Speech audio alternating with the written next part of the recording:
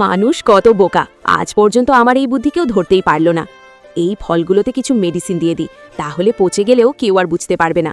চলো ওখান থেকে কিছু ফল নিই। আরে আসো, কি লাগবে বলো। আমাদের কিছু ফল দেখানে। এই ফলগুলো অনেক মিষ্টি এবং সুস্বাদু, তাহলে ওটাই দিয়ে দাও। আরে খাবারের মধ্যে এসব কি? আরে ছি, নেড়ো না এসব।